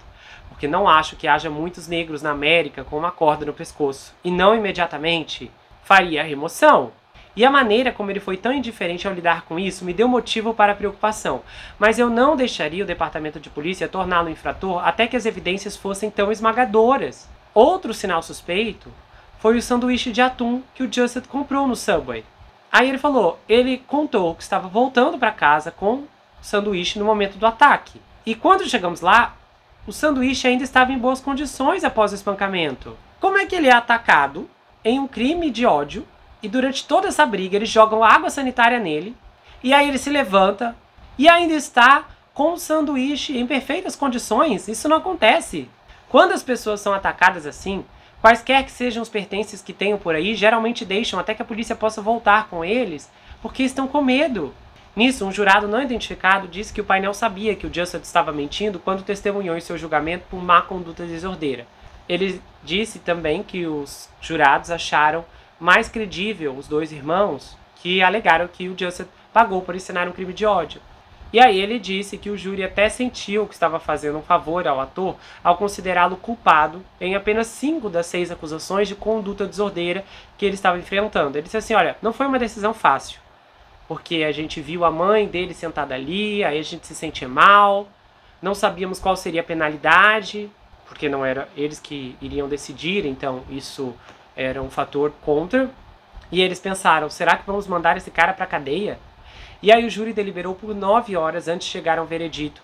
Mas não porque alguns acreditavam que ele era inocente, eles só queriam ser diligentes nas deliberações. Não foi dividido igualmente a relação da punição, havia alguns céticos, mas ele disse assim, olha, eu só espero que o Jusset e sua equipe jurídica saibam que entramos lá com a mente aberta. Ouvimos os dois lados. Queremos garantir que aqueles que tinham dúvidas não se sentissem pressionados. As testemunhas do Jusset eram em grande parte testemunhas de caráter, que não podiam testemunhar sobre as circunstâncias do caso, enquanto a polícia respaldou o relatório do Estado, e o jurado também disse que a decisão de absolver o Jusset da sexta acusação se deveu à confusão sobre a relação das instruções do júri, não porque eles acreditavam que ele era inocente. Caso contrário, provavelmente eles seriam considerado culpado também em todos os aspectos. Depois, outro dos jurados, André Hope, disse assim, olha, quando você apenas usa o bom senso, como o que está lá, você olha para aquela história toda e vê, isso não faz sentido. Ainda não descobriu o motivo pelo qual ele fez isso. Porque isso tinha que acontecer, ele era uma estrela. E ele falou assim, as evidências contra o Jusset eram tão esmagadoras e que a contranarrativa apresentada pelos advogados do Jusset de que os irmãos planejaram o ataque simplesmente não faziam sentido. E aí ele elogiou seus colegas jurados, mas disse que estava desapontado por ser o único negro no júri. Ele também comentou que acha que o Jusset perdeu o suficiente e que não merece acabar na prisão, acrescentando que o ator deveria ter uma segunda chance em Hollywood. Aí, em 26 de fevereiro de 2020, os advogados do Jusset pediram ao juiz de Chicago, na sexta-feira, que retirasse sua condenação por encenar um crime de ódio ou lhe concedesse um novo julgamento, alegando que seus direitos constitucionais foram violados pelo tribunal durante o processo de seleção do júri. Os advogados do ator argumentaram que o tribunal cometeu uma série de erros durante o julgamento que eles alegaram ser um para-raios para as divisões políticas que assolam o país. A moção pré-julgamento da defesa veio 2 semanas antes do ator ser sentenciado. E aí, em 10 de maio, o juiz não acatou essas moções. E antes de proferir a sentença, o tribunal passou horas ouvindo declarações de parentes do Jusset e cartas escritas por seus apoiadores que imploravam que o juiz impusesse uma punição branda sem pena de prisão. Cada uma das cartas e declarações tocava na paixão do Jusset pela justiça social e uma longa documentada história de retribuição à comunidade. A saga do Jusset chegou ao fim dramático quando o juiz de Chicago ordenou que ele passasse 5 meses atrás das grades. Ele condenou Jusset a 30 meses de liberdade condicional, os primeiros 5 dos quais ele devia passar na prisão, e ordenou que ele pagasse à cidade de Chicago $120 mil em restituição e uma multa de $25 mil. Antes de proferir sua sentença, o juiz James Linn perguntou ao Jusset se ele gostaria de dizer alguma coisa, mas ele recusou, e o advogado dele explicou que desaconselhava o Jusset por causa dos seus planos de apelar da condenação. E aí o juiz disse o seguinte: você não é vítima de um crime de ódio racista. Você não é vítima de um crime de ódio homofóbico. Você é apenas um charlatão fingindo ser vítima de um crime de ódio. E isso é especialmente vergonhoso. O seu desempenho no banco das testemunhas, isso só pode ser descrito como puro perjúrio. Você subiu ao banco das testemunhas, cometeu hora após hora após hora de perjúrio, de puro perjúrio. Seu próprio nome se tornou um advérbio para mentir e não consigo imaginar o que poderia ser pior do que isso. As rodas da justiça giram lentamente às vezes. O martelo da justiça tem que cair e está caindo aqui e agora. Crimes de ódio são os piores e acredito que você causou danos a vítimas reais de crimes de ódio, a pessoas que são verdadeiras vítimas de crimes de ódio, aos quais você prejudicou. Você sabia que este era um ponto dolorido para todos esse país e você sabia que este era um país lentamente tentando se curar. Por que você trairia algo como questões de justiça social com as quais você se importa tanto? A única coisa que posso concluir é que você tem um outro lado seu que é profundamente arrogante, egoísta e narcisista. E esse seu lado ruim veio à tona durante o curso disso. Após o longo monólogo do juiz, o Jusset começou a gritar para o tribunal quando soube que iria para a prisão. Eu sou inocente! Eu poderia ter dito que era culpado há muito tempo! E o Jusset gritou enquanto era levado algemado e mantido sob custódia. E aí ele disse: eu não sou eu sou inocente, eu não vou tirar minha vida. E se eu fiz isso, significa que enfiei meu punho nos medos dos negros americanos neste país por mais de 400 anos e nos medos da comunidade LGBTQ. Meritíssimo, eu respeito você e respeito sua decisão, mas eu não fiz isso. Eu não vou tirar minha vida. E se alguma coisa acontecer quando eu entro lá, eu não fiz isso comigo mesmo, e todos vocês devem saber. Aí o Justin foi removido do tribunal por membros do gabinete do xerife do condado, e a equipe jurídica dele fez uma série de moções orais para contestar a sentença, todas as quais o juiz respeitosamente negou. Pasmem, o Justin cumpriu apenas 6 dias da sentença, enquanto seus advogados protocolavam outro recurso. E em uma reviravolta absurda, poucos dias antes de eu fazer a gravação desse vídeo, em 21 de novembro de 2024, a condenação do Justin por orquestrar uma farsa de crime de ódio foi anulada. A Suprema Corte de Illinois reverteu a decisão porque a procuradora estadual do condado, a Kim Foxx, inicialmente havia retirado todas as acusações contra ele antes que o promotor especial decidisse julgá-lo novamente. A Suprema Corte de Illinois disse que essa escolha violou seus direitos e que eles estavam cientes de que esse caso gerou interesse público significativo, que muitas pessoas ficaram insatisfeitas com a resolução do caso original e acreditaram que ela era injusta.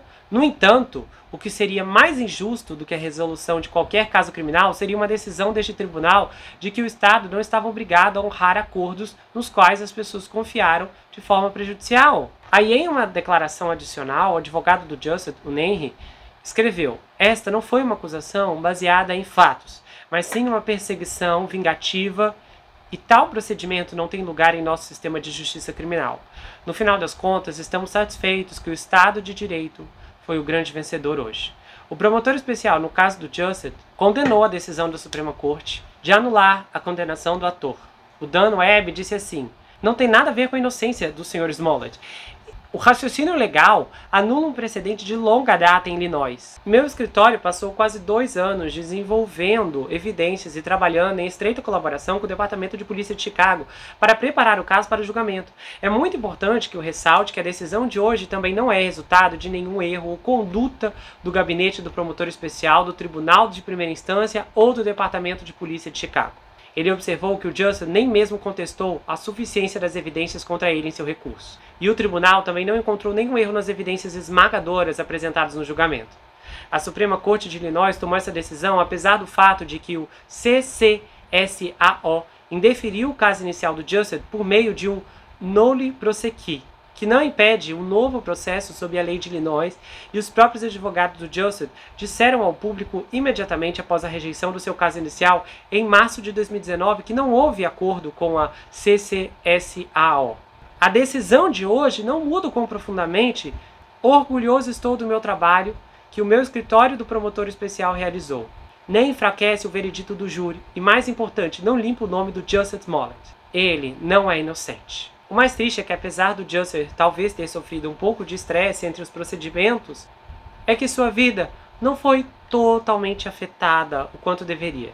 Em 2020, ele conseguiu financiamento para fazer sua estreia na direção, dirigindo um filme de drama B, Boy Blues, baseado em um romance de James Earl Harder, um filme ambientado em 1993, apresentando uma história de amor entre 2 homens afro-americanos de mundos diferentes. O proprietário da estação de rádio e TV de Cleveland, Tom Wilson, que conheceu o Justin 15 anos antes e havia trabalhado com ele em vários empreendimentos musicais, cofinanciou o filme, que foi filmado por 12 dias em Nova York, no outono de 2020, e estreou no Harlem em 1º de novembro. O Wilson disse que colocou parte do orçamento, menos de $200 mil, porque ele acreditava no Justin e que o filme, que não tinha distribuição na época, e que o próprio Wilson foi para Chicago para acompanhar o julgamento do Justin, disse assim: eu não vou dizer quem são, mas as pessoas estão interessadas em comprar este produto. E em 2024, o Justin conseguiu lançar outro filme, O Feriado Perdido, que ele dirigiu e atuou, ao lado da atriz Vivica Fox. Um ponto interessante que veio à tona na época do escândalo: o Justin ganhava $100 mil por episódio na série. Cada temporada era composta por 18 episódios. E uma fonte disse ao Page Six, depois do escândalo, mas que algo aconteceu antes de tudo começar. Parece que o Justin havia solicitado um aumento e a Fox havia recusado. Ao que parece, ele achava que deveria ganhar muito mais. A promotora Kim Foxx concorreu novamente no ano de 2019 para o cargo de procuradora do Estado, seu segundo mandato. Ela foi reeleita para um mandato de mais 4 anos, com 54,1% dos votos. Em 2020, durante os protestos do George Floyd, a Fox emitiu uma política em todo o departamento para descriminalizar os protestos violentos, instruindo os promotores a não processar os manifestantes que causaram enormes danos e provocaram imensos incêndios na cidade. Ela continuou com seu reinado de impunidade e corrupção. Em abril de 2023, depois que 2 ladrões de carros de 14 e 17 anos dirigiram de forma imprudente e tiraram a vida de Christian Ivda, um bebê de 6 meses que estava em outro veículo, os dois foram acusados de apenas uma contravenção de invasão de propriedade. Desde o começo de sua gestão, a criminalidade disparou e os homicídios também. Sob sua liderança, a região é uma das mais violentas dos Estados Unidos. A Empire terminou na 6ª temporada com apenas 2 milhões de espectadores assistindo seu episódio final, que não pôde ser concluído adequadamente devido à pandemia. O protagonista da série, Terrence Howard, se envolveu em inúmeras polêmicas desde então. Ele explicou que havia formulado sua própria linguagem lógica, que ele chamou de Terrorlogy, e que ele até a patenteou. Ele mostrou uma linguagem lógica que afirmou que seria usada para provar a afirmação de que 1 vezes 1 é igual a 2. Em maio de 2024, o Terrence foi convidado para participar do podcast do Joe Rogan Experience, onde tentou desmascarar o teorema de Pitágoras e afirmou que podia eliminar a gravidade e disse que não acreditava no número 0 e afirmou que se lembrava dos eventos do dia em que nasceu. Ainda esse ano, um juiz federal na Filadélfia ordenou que o Terrence emitisse um pagamento de uma multa pesada de $1 milhão em impostos atrasados. Uma sonegação que o ator justificou em uma mensagem de voz para uma autoridade, onde afirmou que era imoral o governo taxar os descendentes de escravos. Ele disse assim: na verdade, todos os Estados Unidos deveriam, por padrão, se tornar propriedades dos descendentes de escravos. Mas já que você não tem a capacidade ou a coragem de fazer isso, vamos tentar isso no tribunal. Nós vamos te derrubar. O papel da imprensa no caso do Joseph também não passa despercebido. Em 2019, a co-apresentadora do programa Good Morning America, a Robin Roberts, dedicou quase 18 minutos às alegações do Joseph de que os fanáticos amantes do MAGA o atacaram com insultos raciais e uma corda. Depois que a farsa foi desvendada, o Good Morning America passou 666 dias antes de mencionar novamente a história. Naquela época, o caso já havia desmoronado e o ator foi considerado culpado por fingir o crime de ódio. Então, no dia 10 de dezembro de 2021, a Robin estava ausente do programa enquanto outros no Good Morning America o cobriam. Na sexta-feira, todos os 3 programas matinais mencionaram a sentença. Mais uma vez, a Robin estava ausente do programa. Em vez disso, foi deixado para o repórter Alex Paris, que explicou a sentença. De 12 de fevereiro de 2020 a 9 de dezembro de 2021, o Good Morning America evitou qualquer atualização sobre as alegações desintegradoras do caso do Joseph. Na quinta-feira, ao prever a sentença, o programa concedeu apenas 18 segundos do seu tempo. Dias após a CNN suspender e, por fim, demitir o apresentador Chris Cuomo por má conduta jornalística, o Joseph estava testemunhando em sua própria defesa no julgamento. E ele revelou que o apresentador do programa noturno e instigador de racismo da CNN, Don Lemon, o alertou sobre o ceticismo da polícia de Chicago. Enquanto Don mantinha contato com o Joseph às escuras, ele cobria o caso sobre um prisma positivo para o Joseph na época do evento. Mais tarde naquela noite, ao mencionar o julgamento, o próprio Don e o correspondente Omar Jimenez omitiram que o Joseph denunciou o Don no banco das testemunhas. A CNN nunca se desculpou pela falta de imparcialidade no caso. O Don foi demitido da CNN no ano passado, mas não por conta do Joseph, mas sim por outros escândalos de má conduta relacionada a mulheres que a CNN não conseguiu encobrir. Já o correspondente Omar Jimenez foi quem tornou infame a frase "protestos violentos, mas principalmente pacíficos", durante os processos sanguinários do Black Lives Matter em 2020. A CBS e a NBC não transmitiram em nenhum de seus programas na manhã de segunda-feira que o Joseph foi indiciado por 16 acusações criminais relacionadas à fabricação de crime de ódio contra si mesmo na época recente do escândalo. Apenas a ABC fez isso, dedicando poucos segundos. Porém, antes da reviravolta surpreendente, onde o Joseph saía de vítima para orquestrador, os principais noticiários da rede de transmissão matutina e noturna gastaram 101 minutos e 22 segundos ajudando a distorcer as alegações originais do Joseph, dos primeiros noticiários na noite de 29 de janeiro. Nenhuma rede usou o adjetivo suposto ou alegado ataque. O comportamento da ABC foi particularmente lamentável. Entre o Good Morning America e o World News Tonight, a rede de propriedade da Disney foi responsável por 52 minutos e 38 segundos da cobertura simpática ao Joseph. O programa The View da ABC viu algumas de suas integrantes forjando as piores desculpas para o Joseph ao vivo no ar, com Sunny Huston dizendo que ouviu que o Joseph estava passando por um período difícil na época e que talvez alguma ligação com substâncias ilícitas pode ter influenciado seu comportamento. Olha, esse caso, ele é muito triste. Quando eu estava revendo, reajustando o roteiro ontem, nossa, me deu uma tristeza quando eu estava lendo. Que triste. Porque esse caso, ele é a exposição pura da corrupção, da ausência total de justiça, de um espaço enorme do qual a verdade não pode aparecer, porque ela não é bem-vinda. O comportamento da imprensa é deplorável há muito tempo e todos estamos cientes, até mesmo quem é mais simpático ao jornalismo tradicional. Só que esse caso, ele trouxe uma anatomia interessante, porque eu pude assistir vários trechos de programas, noticiários, talk shows, e ir fazendo registro da cobertura do caso do Joseph. E quando você monta essa taxonomia e pode analisar e reavaliar exatamente como tudo foi conduzido, o que resta no final é pura tristeza, porque as pessoas são constantemente manipuladas por esses programas. A Sunny Huston, que eu mencionei aqui, eu fico me perguntando para onde essa mulher acha que vai quando dar o último suspiro, porque ela é uma das personalidades mais intragáveis que eu já presenciei na televisão.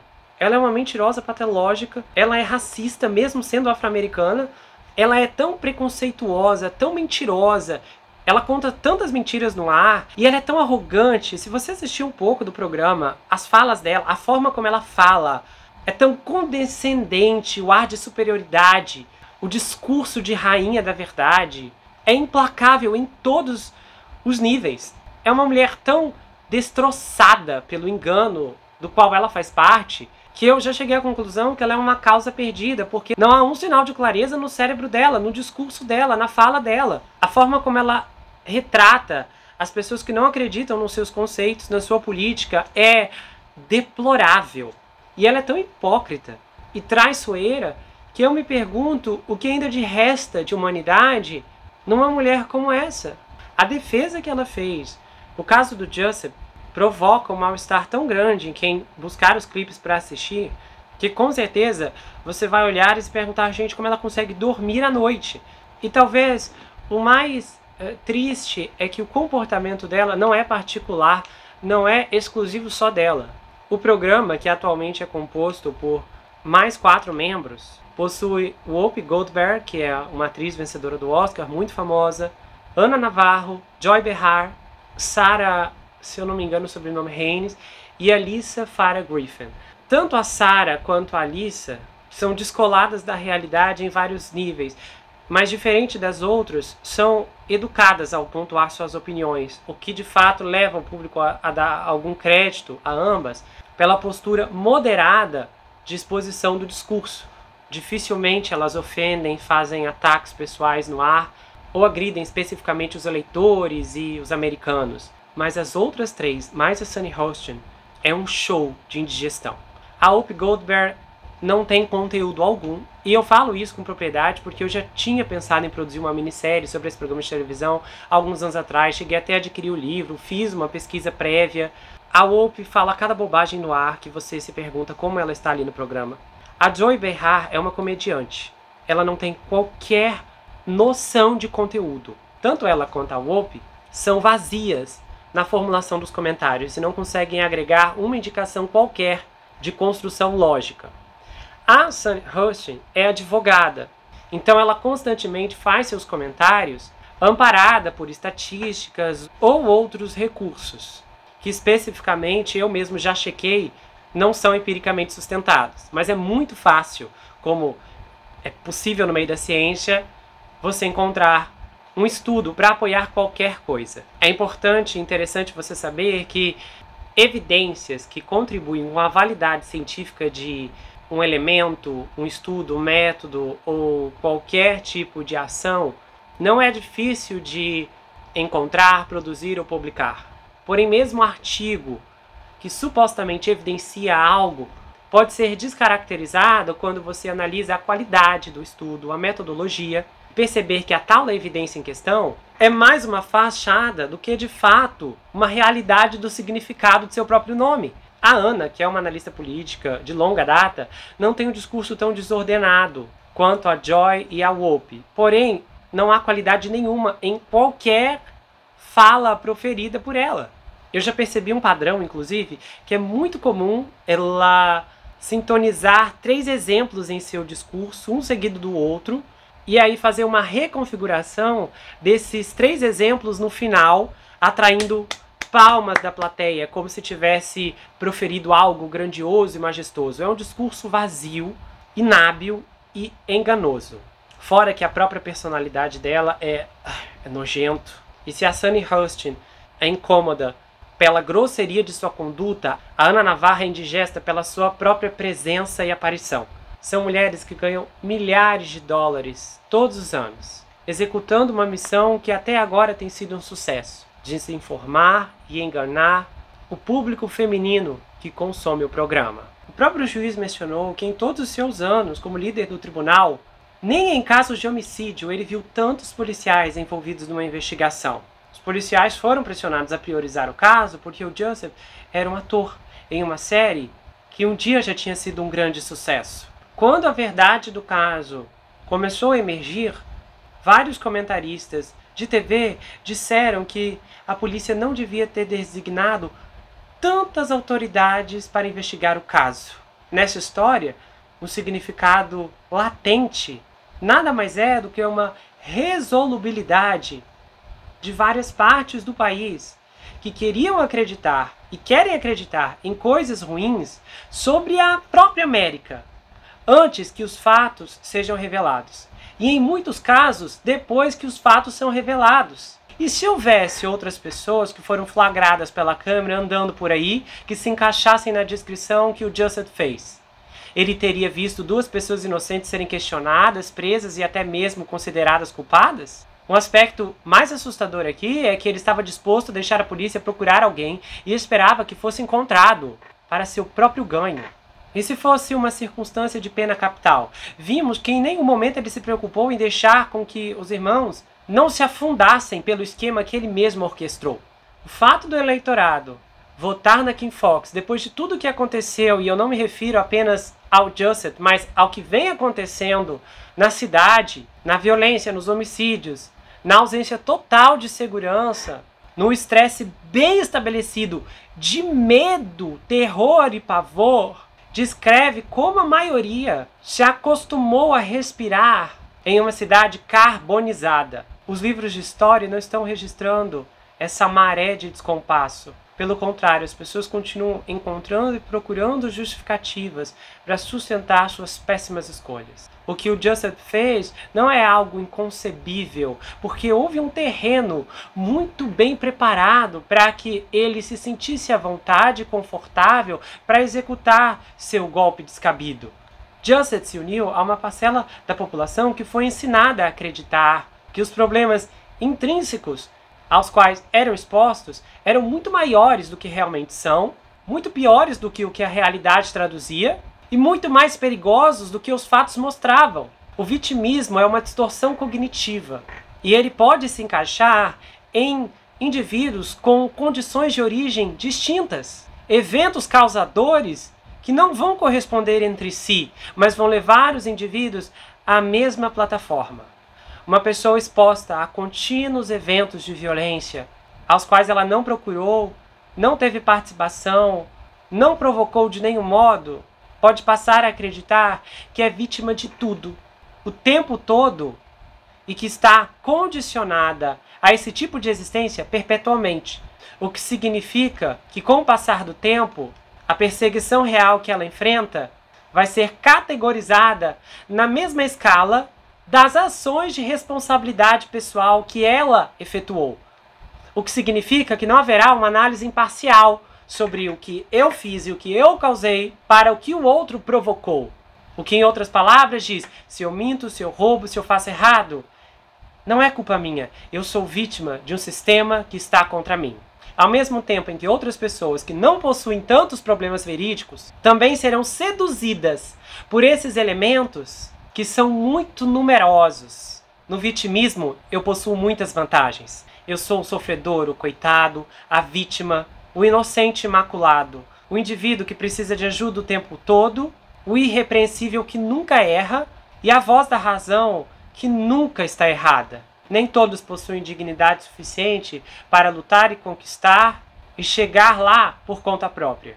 Quando você olha em volta e vê que mais e mais pessoas estão optando por peregrinar por atalhos dissimulados, significa eu posso receber a mensagem de que o lugar em que estou, onde preciso me esforçar, trabalhar e fazer o certo, independente do errado que está à minha volta, é uma experiência desassistida e sem qualquer prestígio. Jusset se agarrou tão profundamente a esse rótulo, ou melhor, vários rótulos, que ele sabia que nos dias de hoje, quanto mais vítima você for, mais atenção você ganha. Tem uma história que as pessoas não resistem, é o sobrevivente improvável de uma covardia injusta. Porém, um tipo de cenário que eu abomino é a construção de falsas alegações com o intuito de destruir quem quer que seja por conta dos meus interesses pessoais. O Jusset pode até ter se safado, porque ele se safou. Não houve justiça nesse caso. A Suprema Corte errou em vários níveis. Não faz o menor sentido a declaração e a pontuação do que eles disseram, porque não houve um acordo entre a equipe do Jusset. E mesmo se o acordo tivesse sido estabelecido, não poderia ser considerado. A promotoria, desde o começo, tentou impossibilitar as investigações porque não queria uma investigação. Eles queriam inocentar o Jusset a qualquer custo. O mais triste e o que muitas pessoas não percebem, infelizmente eu olho pelas estatísticas, é que a grande missão desses indivíduos, vozes que são bem posicionadas nas ondas da TV, é separar a população em categorias diferentes para que nenhum de nós consiga se reconhecer. A partir do momento em que as pessoas são tabeladas pela cor, gênero, partido político e qualquer fator simbolicamente relevante, a possibilidade de concordância fica cada vez mais distante do sol. É muito importante que cada um de nós faça uma constatação de algumas das nossas crenças pessoais. Às vezes, você acha que acredita em algo porque desenvolveu essa crença através dos seus valores, quando, na verdade, você introjetou sem senso crítico o que foi imposto a você dia após dia após dia, através de diferentes vozes e meios que tinham recursos qualitativos e quantitativos para transformar uma mentira em uma aparente verdade.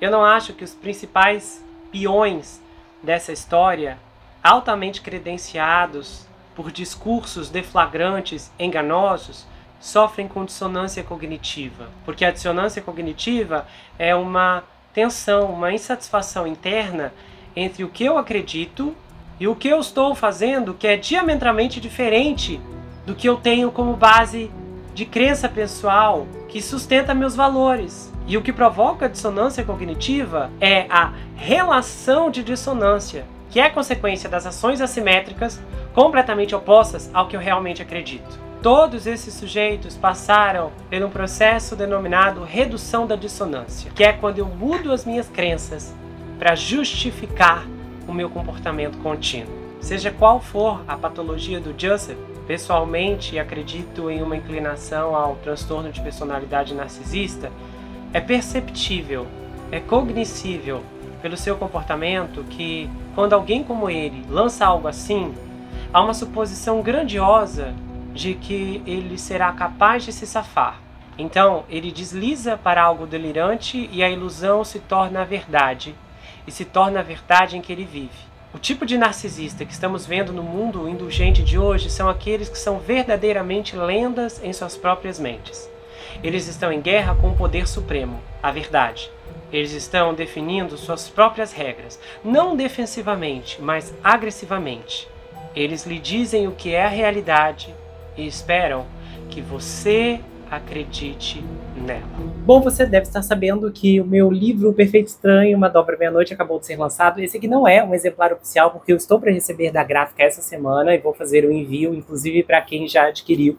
E se você não conhece, você precisa conhecer, porque essa leitura pode impactar a sua vida, inclusive pela forma como ele é escrito, em formato roteiro. Então, é uma leitura muito fluida, porque ela se concentra nos diálogos, então a gente não tem descrições cansativas. E dessa vez a trama gira em torno de um serial killer sem precedentes, que tem uma habilidade excepcional de prever o futuro.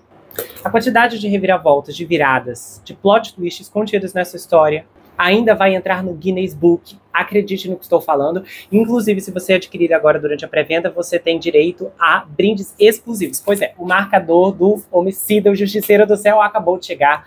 O legal é que se você pegar a lanterna e jogar nos marcadores, você vai conseguir ver algumas enigmáticas que apenas com a luz fica exposto. Então esse é o Justiceiro do Céu, ele está todo a caráter com a câmera, porque tem a Paládio, etc. Aqui nós temos o protagonista, o Jack, e aí você tem a Kalinda, a Raven, você tem a Miriam, a Darla, temos o Martin, o Jake Randolph, a bancada da Paládio, temos a Claire Van Dyke, temos o microfone da Palladium, tem mais um também, que é esse aqui. O pesadelo está a um passo de distância, e é claro, essa frase vai virar na música, o single oficial desse suspense que vai ser lançado, a música Não Desista. Pois é, eu tenho certeza que essa canção vai renovar as suas forças, vai te trazer uma perspectiva diferente sobre o passado. É literalmente a junção do meu trabalho como escritor e psicoterapeuta, transladado nessa poesia, que eu espero que fale com você de uma forma como você nunca sentiu que foi ouvido antes. Em breve a contagem regressiva para o lançamento vai começar e a canção vai ter estreia oficialmente em novembro, então estamos muito perto. Você pode adquirir o livro pelo meu site, o link está fixado no primeiro comentário, ou você pode adquirir comigo direto pelo Instagram ou pelo Telegram. E é claro, tem uma amostra de uma cena muito especial, uma cena que eu gosto muito, que eu publiquei em PDF, você pode encontrar no meu Telegram. Há um link que te encaminha direto para lá, está debaixo do link do site, caso você tenha interesse em adquirir o livro. A mentira começou em rede local, mas vai terminar em rede nacional, e essa é uma promessa que o Justiceiro faz para todos os envolvidos na Palladium, na rede de notícias. Se prepare, porque há muitos mistérios e surpresas nesse livro, onde cada página é uma armadilha.